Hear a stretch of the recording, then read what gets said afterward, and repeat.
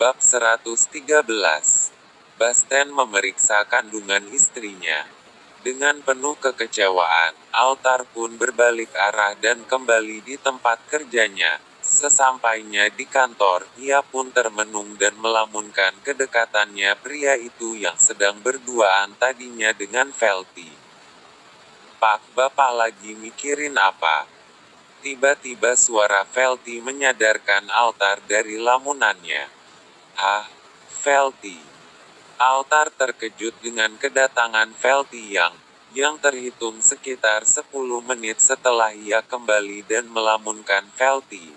"Bisa gak jangan panggil aku Bapak kalau di luar kerja?"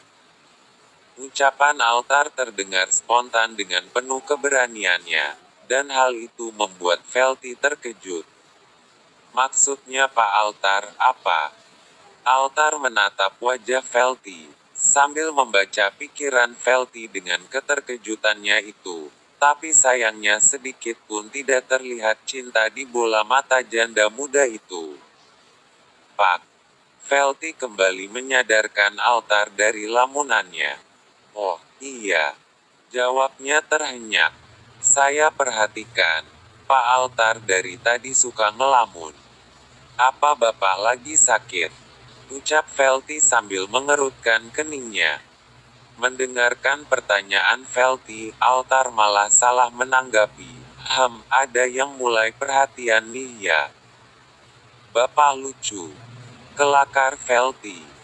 "Panggil nama aja Velty." "Panggil Altar, biar tambah akrab." Sahut Altar yang terlihat sedikit sibuk memasukkan buku di dalam laci meja kerjanya. "Maaf Pak Altar, saya tidak bisa, apalagi umur kita beda selisih 3 tahun." "Iya deh, terserah kamu aja. Hanya saja kalau Bapak itu, terkesan bapak-bapak soalnya." Altar pasrah. Velty sedikit bingung setengah mendengarkan perkataan Altar. Altar kembali menatap wajah Velty sambil tersenyum, hingga membuat perasaan Velty sedikit tersentuh. "Janganlah ditatap aku kayak gitu, aku malu jadinya nih." Ucap Velty sambil menatap salah satu sudut ruangan kerja Altar. "Terserah ibu aja deh." "Nah, itu kan, aku aja kamu panggil ibu." Velty sedikit protes. Oke. Kalau aku panggil Velty, biar lebih akrab, apa boleh?" Altar menggoda si janda muda. "Terserah kamu aja. Kalau aku juga panggil Mas atau Kak Altar, boleh?" Velty menatap wajah Altar sambil tersenyum. Akhirnya, hati yang sedang rapuh dengan kecemburuan tadi yang dialami oleh Altar, kini berubah menjadi hati yang penuh dengan kebahagiaan yang tak menentu. Rasanya ingin sekali memeluk dan mendaratkan sebuah ciuman di bibir tipis janda muda itu. Namun ia tak berani dengan keterbatasannya. "Hai." Sambil melambaikan tangannya saat melihat Altar yang hanya melongo di posisinya. "Apa boleh saya panggil Mas?" "Bolehlah." Wajah dia kan sama dengan wajah penjual bakso keliling itu di depan. Sahut seseorang, yang pastinya bukan Altar. "Lah, kamu." Altar terlihat kesal menyambut kedatangan Basten. Pasalnya, baru mulai dekat tiba-tiba kemunculan seorang seller. "Lagi ada acara apa nih berdua?" Basten langsung bertanya yang tak menentu sama siapa dilontarkan. "Oh, cuma bantu beres-beres kerja aja." Altar langsung menjawab. "Kak, Papa sama Mama mana?" Kali ini Canari yang bertanya pada kakaknya. "Di rumah Dep, tadi sih katanya mau ke acara pesta pernikahan. Ada undangan dari anak Pak Lurah." Jawab sang kakak sambil menatap tubuh Canari yang terlihat mulai kurus, entah karena dia sering muntah, atau karena dianya yang sedang hamil. "Kamu kurus Dek." Dengan wajah sedikit terkejut, Ia entah kenapa beda dengan kehamilannya yang pertama. Kali ini ia sering mual dan muntah. Basten langsung menjawab, "Oh, kok tiba-tiba kesini, apa kalian berantem lagi?" Sambil mengelus perut datar adiknya, "Belum nampak ya dek?" "Apanya kak?"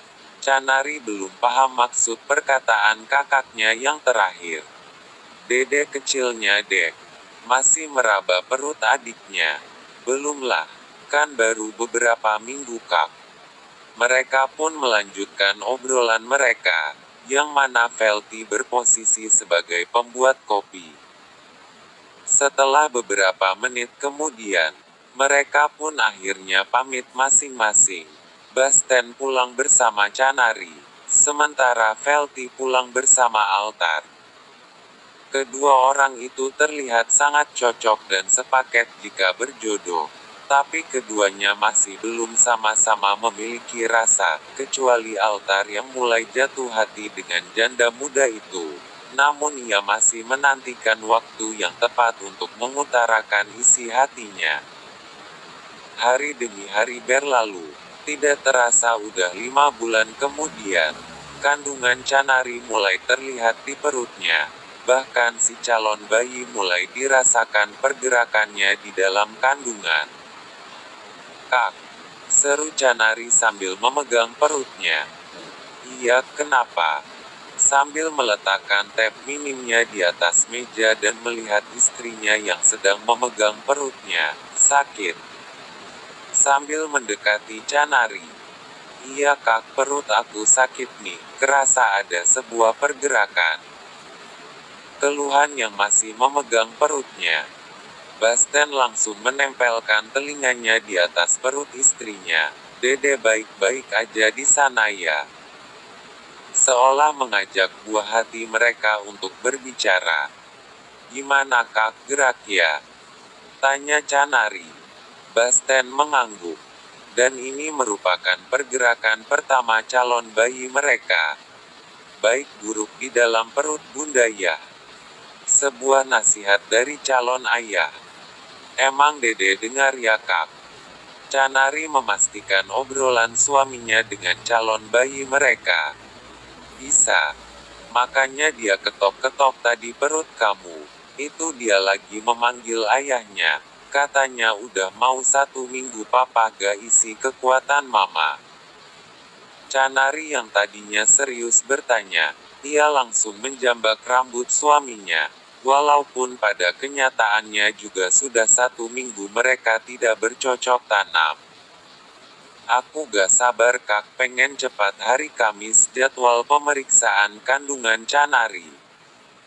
"Iya, aku juga gak sabar nih untuk pemeriksaan keadaan dede kecil.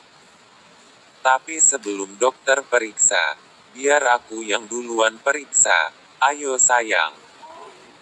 Basten mengajak untuk bercinta. "Moodku lagi kurang baik mas."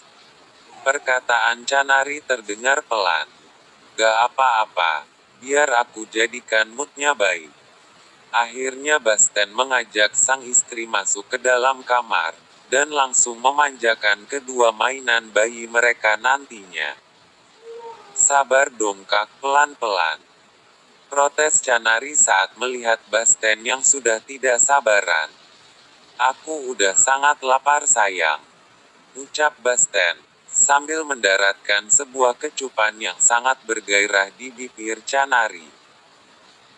Basten yang sudah sangat pintar membawa alam pikir istrinya melayang. Dalam hitungan detik Canari langsung menginginkan serangan suaminya. Setelah detak jantung Canari terasa tidak normal, itu pertanda bahwa dirinya sudah tidak sabar untuk diberi kekuatan. Akhirnya Basten memperlah temponya. Canari terlihat mulai menik asteris mati sentuhan pedang samurai suaminya yang sangat gede itu. 1 hari kemudian, keluarga Pak Aguso terlihat lumayan sibuk hari itu, karena ada sebuah penggelaran acara kecil-kecilan. Dan lebih tepatnya itu sudah hal biasa yang menjadi kebiasaan Pak Aguso. selalu mengajak keluarga dan beberapa orang-orang terdekatnya untuk ngumpul-ngumpul, paling tidak ngopi bersama.